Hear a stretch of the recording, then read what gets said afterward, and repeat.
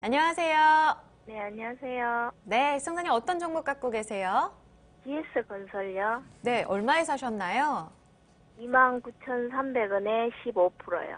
29,300원, 15%요? 네, 아, 많이 빠지고 있습니다. 어떤 게 가장 궁금하세요?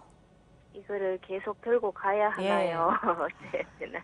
지금 내릴 때 사신 거죠? 올해 들어서. 좀 됐어요. 한참 됐어요. 한참 드셨어요? 그럼 연초에 들어가신 걸까요? 그래서 원래는 네. 더 높이 샀었어요. 아, 조금 상반기 때 들어가셨다가 예, 이번에 괜찮다 그러면 그래가지고 물량을, 처음에 3만 네. 1,000원대에 샀다가 아, 네네. 처음에는 한 5% 샀다가 네. 자꾸 탄 게 이렇게 된 거예요.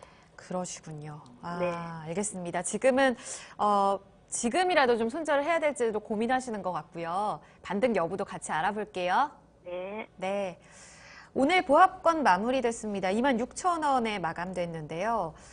전날도 많이 밀렸습니다. GS건설 어제 외국인과 기관 굉장히 또 대량 매도 나오면서 분위기가 안 좋았고 오늘도 그닥 큰 반등도 없었고요. 포인트 뭘로 볼까요? 일단 포인트는 결국 정부의 부동산 정책이죠. 네. 예, 정부의 부동산 정책 부분에 있어서 예. 건설주들이 대부분 다 밀렸습니다. 우리 뭐 GS건설만 밀린 상황은 아니죠. 예. 네. 그리고 이 부분 자체가 앞으로 그러면 올해 안에 끝날 거라는 거죠. 예, 올해 안에 끝나지는 않는다는 거죠. 예, 정부 자체가 지금 현재 부동산의 가격이 추가적으로 오르는 부분에 대해서 강력한 드라이브를 지금 걸고 있고 그러한 액션들을 올해 벌써 3차례나 지금 내놓은 상황이죠. 6월, 8월 그리고 그렇죠. 얼마 전 10월 24일까지. 12사 부동산 대책까지. 그렇기 때문에 현재 이제 GS건설뿐만 아니라 뭐 국내 뭐 현대건설 모두가 다 어려운 국면을 겪습니다. 자, 모든 주식이라고 하는 거는 올해 바로 있는 이슈를 다루는 게 아니라 앞으로 3년, 4년, 5년 후에 이런 오히려 10년, 20년 후에 있는 이런 가격들을 다 끌어다가 현재가를 반영을 하는 건데 이번 정부가 이제 들어서 올해부터 벌써 정부 초입부터 지금 구사하는 정책 자체는 건설 집값을 오르지 못하게 막는 겁니다. 거기에 관련돼서 어느 정도 정책을 내놨는데 이 정책이 안 먹히면 또 내놓고 또 내놓고 또 내놓고 하는 상황에서 지금 건설주는 사실 힘든 거죠.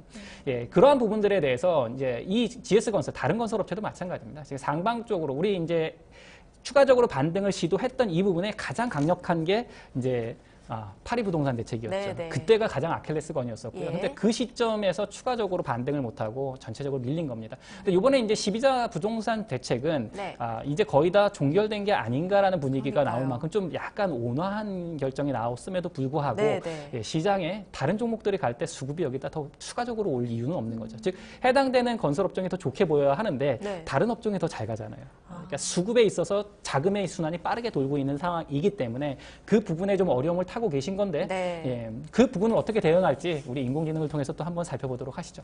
자, GS건설은 현재 추세 지표로 보면 마이너스 53까지 빠져 있는 상황. 그래서 지금 추세로는 하락 추세가 지금 깊어지는 상황. 이 상황은 리스크 관리를 확실히 해야 되는 국면으로 지금 접어들어 계신다라고 말씀을 드립니다. 보통 이런 추세 지표가 마이너스로 나기 전에 대응을 하셔야 돼요. 근데 추세 지표가 이미 마이너스로 난 상황이라면 이제 대응이 중요한 상황이다.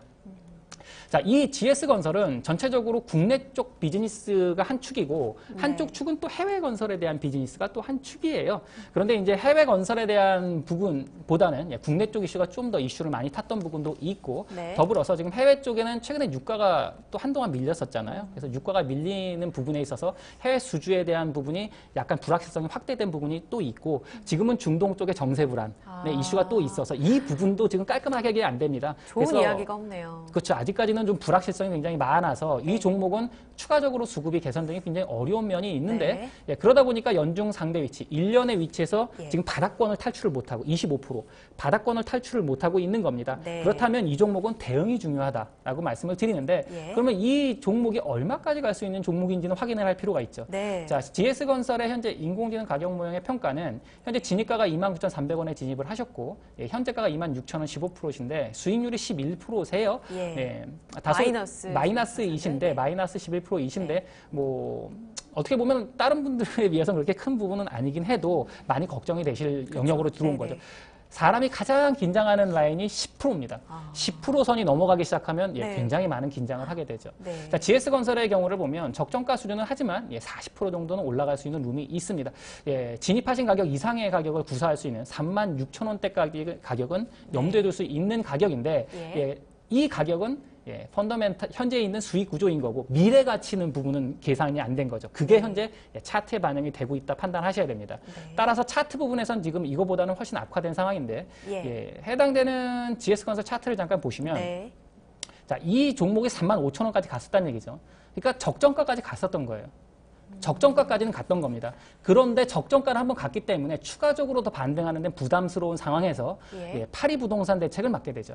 파리 부동산 대책을 맞으면서 급격하게 밀렸죠. 이거를 지금 극복을 못한 겁니다. 적정가까지 갔었고 파리 부동산 대책이 얻어맞았고 따라서 이 종목은 여기에서 지금 현재 굉장히 많은 매물대 위쪽에 상방에 놓고 지금 반등을 시도했지만 추가적으로 매물대 때문에 더 가지 못하는 상황입니다. 따라서 이 종목은 너무 긴 목표가를 갖고 가시는 거는 적절하지 않다. 이 종목은 단기 대응하시는 부분이 필요하시다라고 말씀을 드리겠고요.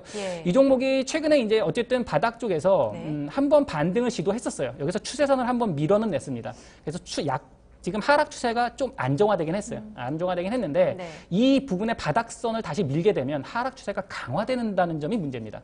따라서 지금 이 종목은 하락 추세 부분에 가장 중요한 라인은 25,000원 정도가 돼요. 25,000원 선을 깨고 내려가면 이 종목은 정리를 생각하셔야 됩니다. 단 25,000원까지는 쉽게 가지는 않을 거라고 판단이 돼요. 이 종목은 지금 현재 한번 추세선을 이탈을 해서 상방 쪽에 반등을 시도했기 때문에 바닥권 25,600원 정도에서 다시 반등만 시도해서 적정선으로 돌아온다면 반등을 시도할 거예요. 단 이 종목이 추가적으로 너무 오랜 기대는 하시면 안 된다라는 판단이고요. 진입하신 가격대에 청산하셔도 무방하고 조금 반등을 더 노려본다면 29,000원대와 30,000원대에선 정리를 고려하셔야 된다.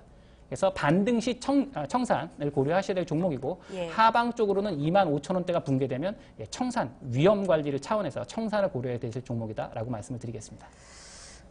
시청자님 잘 정리하실 수 있으시겠어요?